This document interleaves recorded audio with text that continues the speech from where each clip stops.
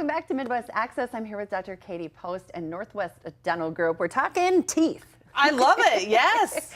My favorite topic. Your favorite? Imagine that. Yeah. So I was curious. We were talking about someone that works in your office and being pregnant, and then also like newborn care and teeth. And there's so much in that area that you can help with. There's two sections. The first section is why you're pregnant. Yes. So a lot of patients, the old wives' tales, you lose a tooth for every pregnancy. Yes.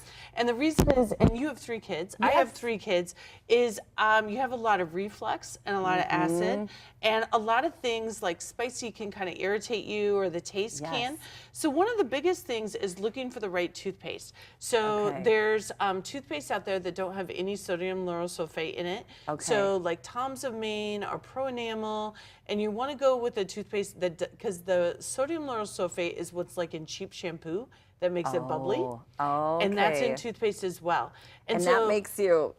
It makes your mouth feel like you're gonna gag. Yeah. So patients will come in, they're like, I can't brush my teeth because if I do, I gag. So the first thing I'll say is, let's try a different toothpaste. And try like Pro Enamel, or try the Tom's of Maine with fluoride, so that you can brush it on without it bubbling up. And if that doesn't work, I would rather them brush with just plain water than to brush with a toothpaste where they're gonna gag. Sure, or not brush. Not brush. I definitely had times during my pregnancy where it's like, oh, I'm too nauseous, I'm gonna throw up if I brush my teeth, I'm just gonna forget it. 100%. And right now it does help, but people will chew on these ginger gummies. And they stick to your teeth just like gummies do. And then they end up getting cavities from the gummies. Oh no. Or they will vomit and then they'll brush right away, and they're brushing that acid in. So we want them to neutralize that with water first and let it wait 20 minutes and then brush your teeth. So you're not brushing that acid into your teeth. Yes. So it's really important. The other thing is, those baby teeth are starting to form. So we want them drinking water with fluoride. So everybody wants to go buy the expensive tap water or the water at Costco, and that actually has acid added to it to make it taste better.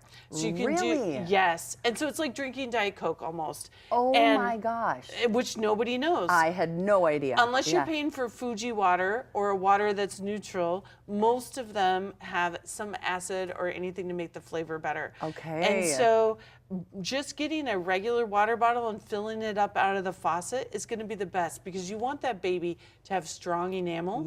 And the most important part for that is fluoride. And so that we're getting that fluoride in.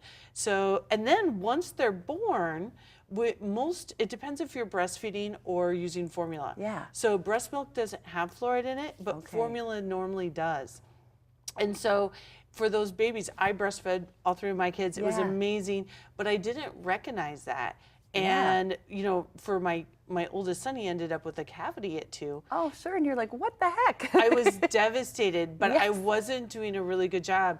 I was using a Culligan water filter at home for water that I was drinking when I was pregnant. And then I breastfed him, so he didn't get fluoride either one of those times. And so there are fluoride drops that all the pediatricians are doing, and this is one of the biggest public health pushes amongst pediatrics right now. So they're doing fluoride treatments on your pediatric exams to try to strengthen those teeth for those little kiddos. It's so important to know the why behind it, because sometimes, you know, I feel like as you're saying recommendations, I think, oh yeah, I remember being told to use Pro Enamel, but I didn't know why. You know, and once you know the why, that makes such a difference, and it motivates you, you know, to do the thing. And the fluoride drops too for kids, you think, oh, one more thing to do. But to know, their baby teeth are developing. I had no idea that that was happening in utero. And their permanent teeth, as soon as birth happens, they start to develop. So that's why you want to make sure, and fluorosis does happen in that first 36 months of life. So you want to make sure they're not getting too much fluoride. After that 36 months of life, it's less of risk. But that first 3 months, they have to get some, but not too much. So follow the recommendations.